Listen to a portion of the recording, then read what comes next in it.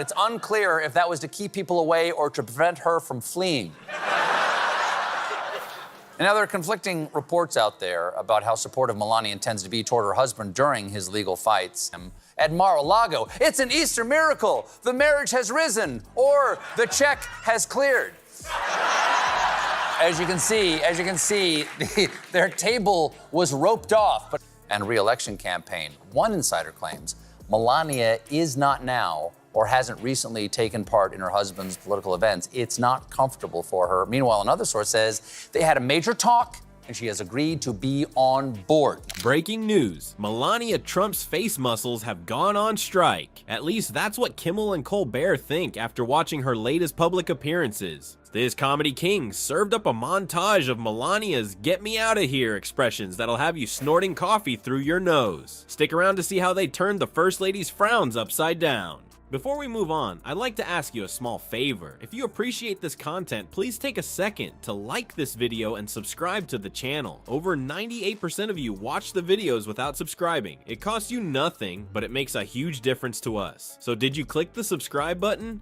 Great. Thank you so much. Now, back to the video. Jimmy Kimmel's been at it again, folks, and this time he's taking aim at the First Lady's frowny face. You know how some people wear their heart on their sleeve? Melania Trump made a rare appearance in compliance with Section 3, subsection 2.7 of her prenuptial agreement, and look at the way these two lovebirds interact with each other. Their chemistry, it's positively smoldering. A second Hitler. How does that make you feel? Because you know him better than anyone. Correct. It's terrible. He's not Hitler, and all of his supporters, they're standing behind him because they want to see country successful.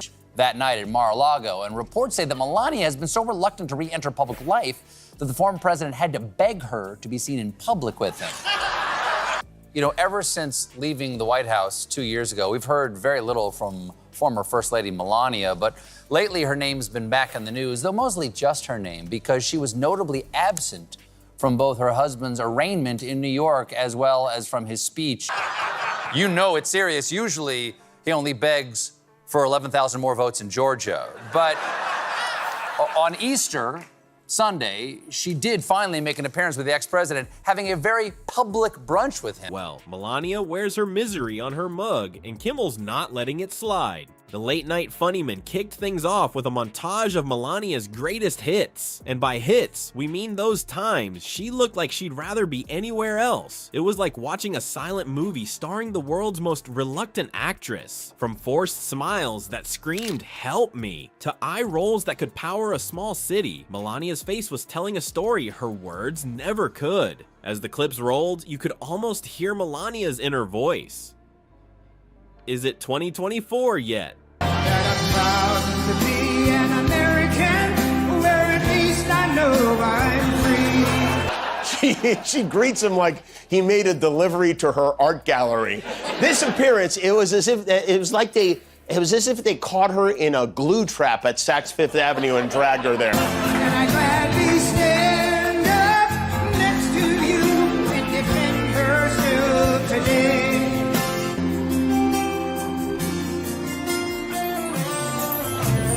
Can I trade places with one of those Christmas trees I pretended to like? It was comedy gold, people. Kimmel zoomed in on her eyes, and let me tell you, they were screaming louder than a teenager at a Justin Bieber concert. But instead of "baby, baby, baby," it was more like "save me, save me, save me." Now, body language experts have been having a field day with Melania's appearances. They're probably the only people more excited about her public outings than Kimmel's writers. These experts are like, see how her left eyebrow twitched? That's code for "get me out of here." Seems contradictory unless they mean on board a plane back to Slovenia. So, here's the thing. Will Melania be standing by her husband, and will she start appearing in public again? Here to tell us in public. Okay, so you've been enjoying life outside the White House? Absolutely. It is so good to get away from Washington and get back to normal life, spending time with my family, enjoying roped-off brunches at my live-in golf.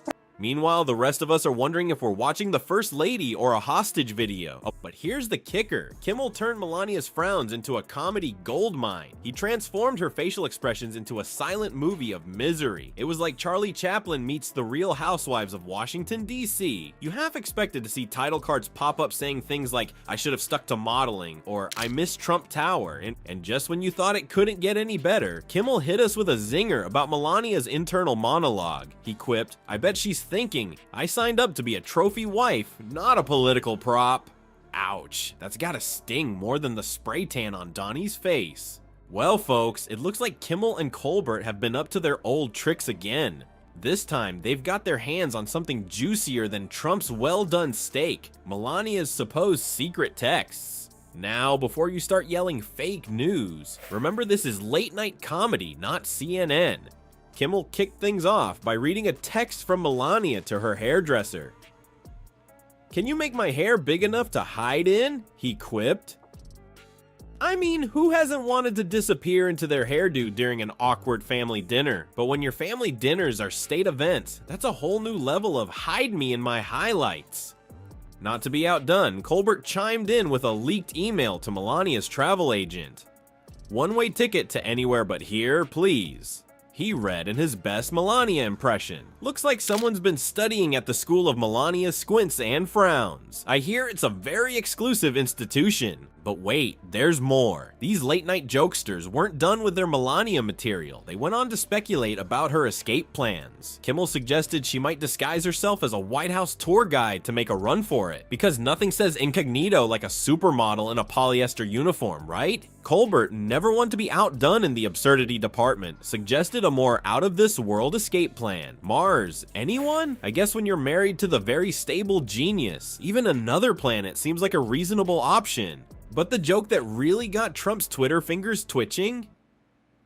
According to our late night heroes, it was the one about Melania's dream of being trapped in the Obama portrait. Why? Because it's the one place in the White House where Donald wouldn't go. Ouch. That's gotta burn more than a tanning bed malfunction. Now, before we get too carried away with all this comedic gold, let's remember that Melania's got her own thoughts on all this attention. In a recent interview, she expressed frustration over the media's focus on her past modeling work.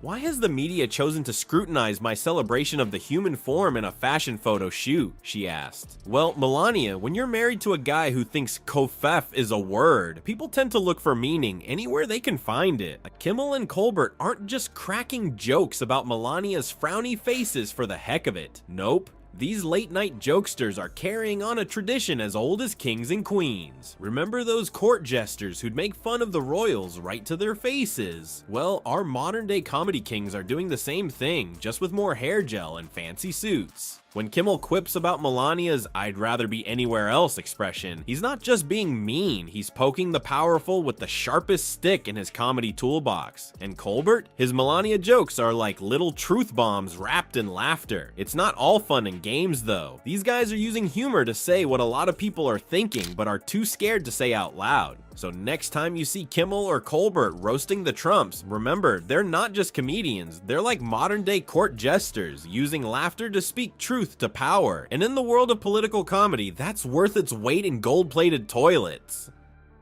Trump must do what dozens of buildings around the world have done and take the Trump.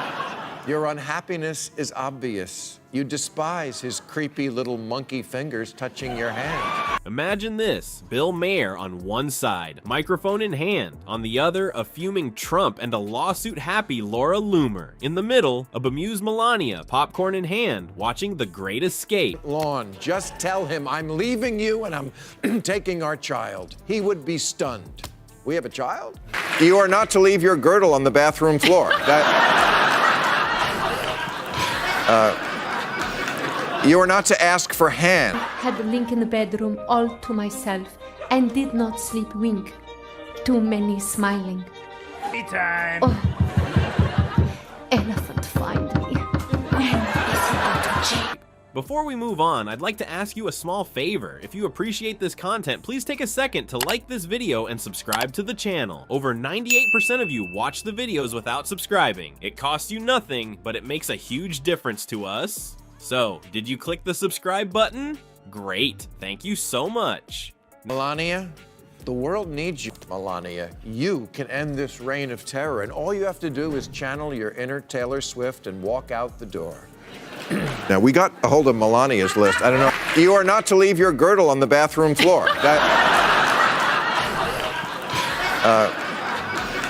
You are not to ask for hand. Now, back to the video. Now, picture Trump's face turning as orange as, well, Trump. And Loomer, she's scribbling dollar signs on a legal pad. It's not just a comedy show, folks. It's a full-on political cartoon come to life. Looks like Bill Maher's been sharpening his comedic knives again, folks. This time he set his sights on the enigmatic Melania Trump. So kick him to the curb. Slap away that hand for good. No more public embarrassment. No more porn stars. You know you wanna. Your unhappiness is obvious. You despise his creepy little monkey fingers touching your hand. No more stealing your makeup. Toss his boxy clown suits on the front lawn. Maher's got a theory about Melania's favorite flick, and it's not exactly a romantic comedy. Nope, he reckons it's The Great Escape. Gee, I wonder what he could possibly be implying there. But wait, there's more. Maher didn't stop at just one zinger. He went full steam ahead and declared that Melania's favorite tune is Born Free. Subtle as a MAGA hat at a Democratic convention, am I right? It's like Maher's painting a picture of Melania as some kind of trapped princess in Trump Tower, dreaming of the day she can make a run for it. But what if she had someone to do it with? Divorce is always easier in pairs. What if you had a buddy, Melania? Tell him I'm leaving you and I'm taking our child. He would be stunned. We have a child?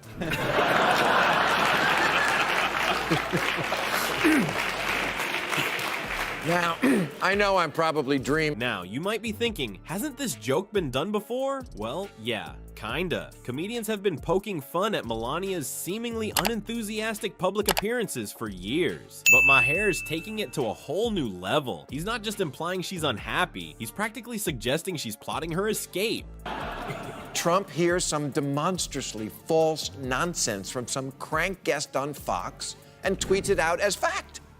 Or he gets a brain fart and belches it out at a rally, and Fox backs that up. Is Trump and Fox News. We have a government propaganda channel now. It's impossible to even tell who's wearing the head in this horse costume. They're on this insane feedback loop. They're like that couple that keeps giving each other herpes. You gotta step up. We have tried everything, but the more we resist these two menaces, the stronger they get. They're like the Night King in Game of Thrones. The audience reaction was as mixed as Trump's Twitter feed. Half of them were laughing their heads off, while the other half were gasping in shock. It's like they couldn't decide whether to high-five Maher or call the comedy police on him. But here's where it gets really interesting. Maher didn't just stop at the trapped Melania jokes. Oh no, he decided to take a stroll down memory lane and bring up Melania's modeling past. He joked that she once posed for a magazine called Eastern European Brides Monthly. Ouch, that's gonna leave a mark bigger than Trump's signature on an executive order. Now, we all know Trump's not exactly known for his thick skin when it comes to jokes about his family. He's been known to demand apologies faster than he can type fake news in all caps. So the big question is, how's the Orange in Chief gonna react to this comedic roasting of his better half? But I'm telling you, cavemen like Trump and Murdoch can't handle one thing: an ego lashing.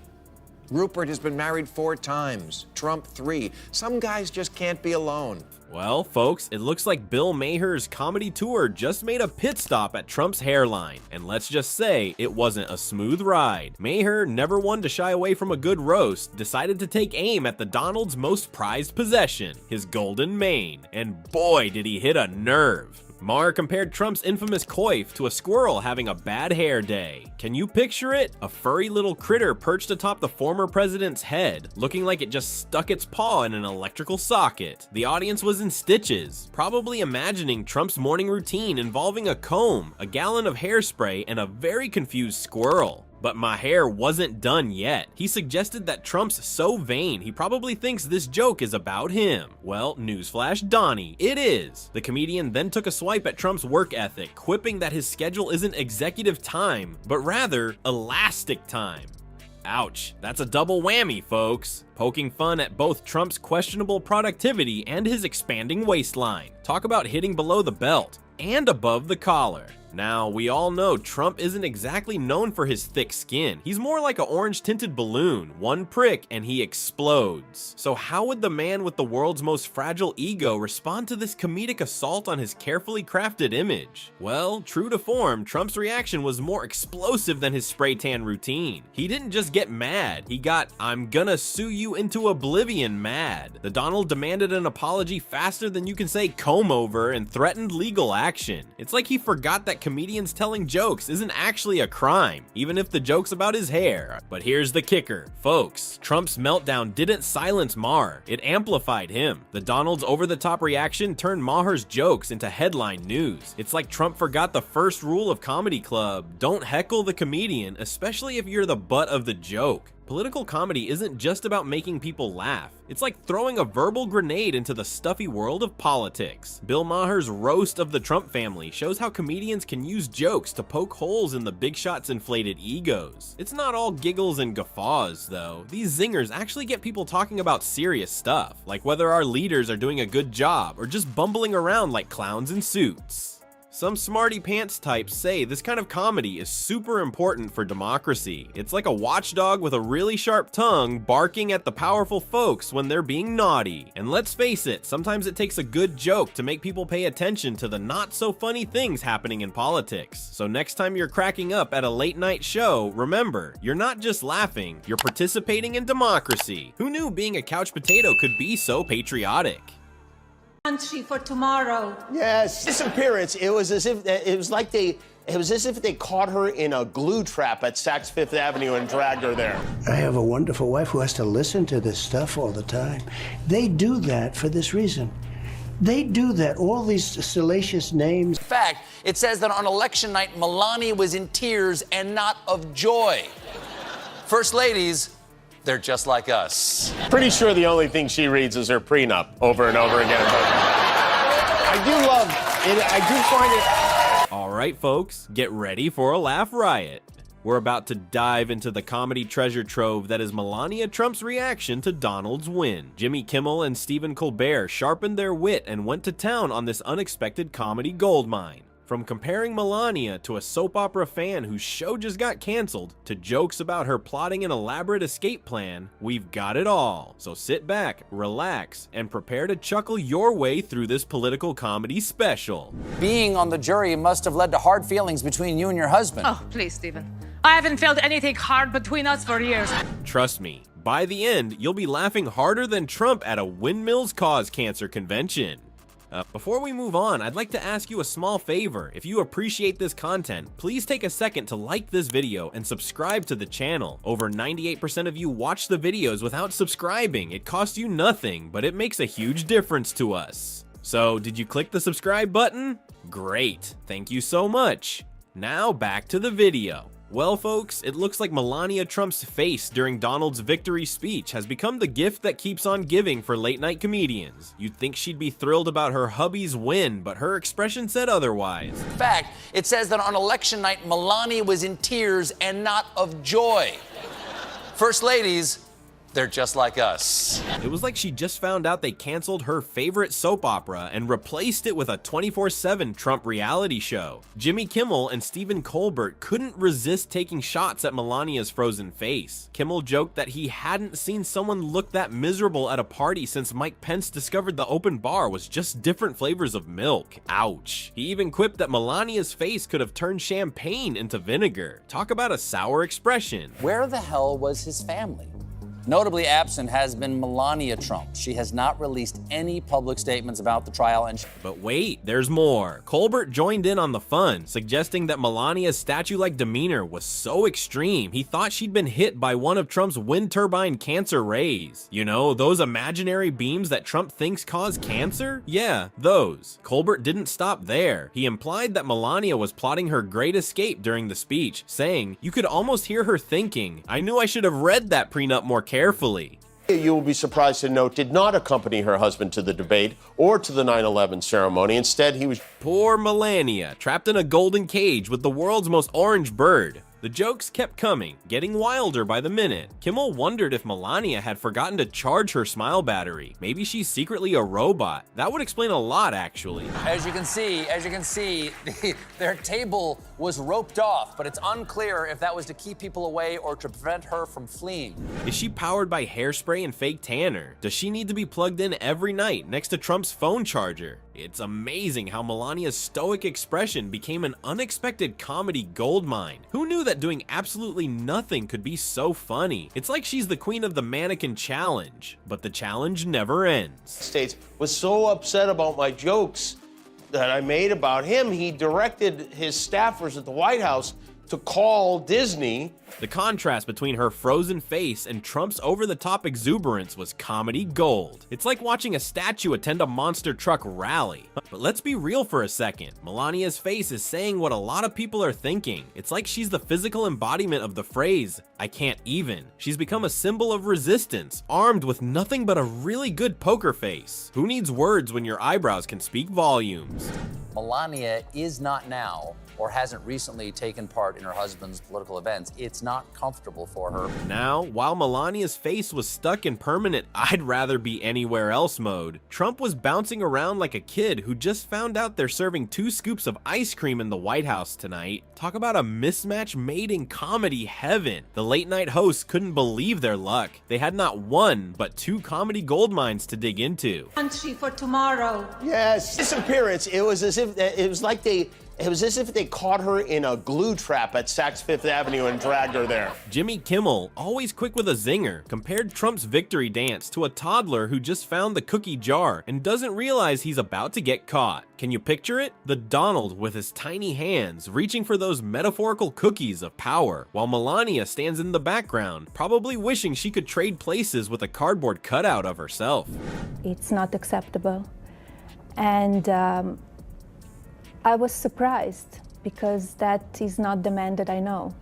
But Colbert, oh boy, Colbert wasn't about to let Kimmel have all the fun. He suggested that Trump's wild celebration was generating enough hot air to keep his hair in place. Now that's some renewable energy we can all get behind. Maybe we should hook Trump up to a turbine. He could power half of New York with all that hot air. The jokes just kept escalating. Was Trump trying to generate electricity with his dance moves? Is that why Melania looks so shocked? Maybe she just realized she married a human wind turbine.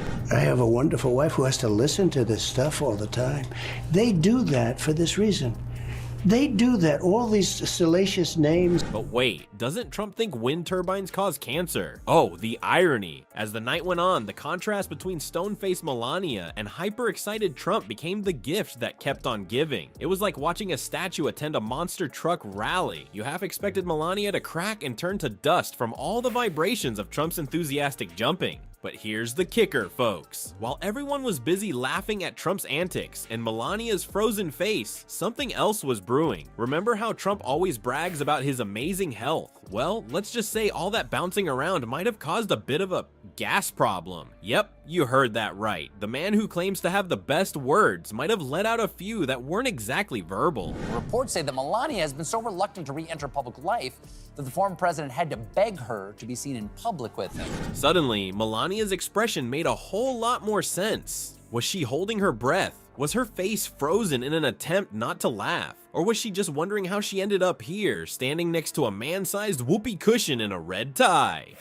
Well, folks, we've had a good laugh at Melania's expense, but let's face it, comedy is how we cope with the madness of politics these days. When the world feels like it's gone bananas, sometimes all we can do is chuckle. It's like therapy, but way cheaper and with fewer awkward silences. It's nice to relax and spend time with the people I love.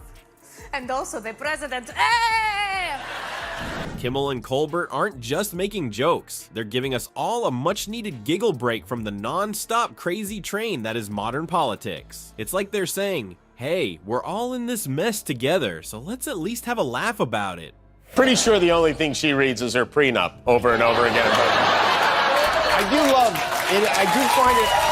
So next time you're feeling overwhelmed by the latest political shenanigans, just remember, laughter is the best medicine. Unless you're Donald Trump, then maybe try some Pepto-Bismol instead. Speaking of Trump's tummy troubles, stay tuned for our next video. Trump explodes after Trevor Noah uncovers Melania with one word. It's gonna be a gas.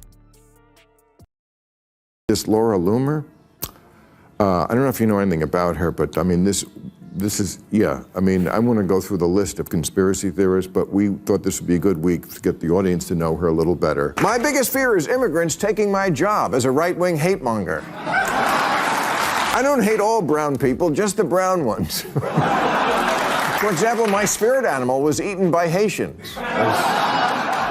Did you hear about the joke that made Trump's fans lose their minds? Bill Maher cracked wise about the Donald marrying Laura Loomer, and boy oh boy did the MAGA crowd flip their lids. Now Loomer's suing for $150 million, Trump's ranting on Truth Social, and Maher's laughing all the way to the bank. It's like a political circus, and we've got front row seats to the clown show. Before we move on, I'd like to ask you a small favor. If you appreciate this content, please take a second to like this video and subscribe to the channel. Over 98% of you watch the videos without subscribing. It costs you nothing, but it makes a huge difference to us. So did you click the subscribe button? Great, thank you so much. Now back to the video. Picture this, Bill Maher, the king of late night zingers, is doing his usual Trump roast on his show. He's firing off jokes left and right, and the audience is eating it up. But then he drops a bomb that nobody saw coming. Maher jokes about Trump being so desperate he might marry Laura Loomer. At first, crickets. Nobody bats an eye. I mean, it's Bill Maher, right? He's always pushing buttons. But then, like a delayed fuse, the MAGA sphere explodes. It's as if Maher had insulted their favorite WWE wrestler or dissed their favorite flavor of Mountain Dew. Trump's loyal fans start losing their minds faster than you can say, cough F. As a child, I had 2 of my Bratz dolls deported. My hobby is refurbishing vintage lawn jockeys. People think I'm all in on Trump, but some of the voices in my head like Jill Stein. I think Michael Jackson faked the moonwalking.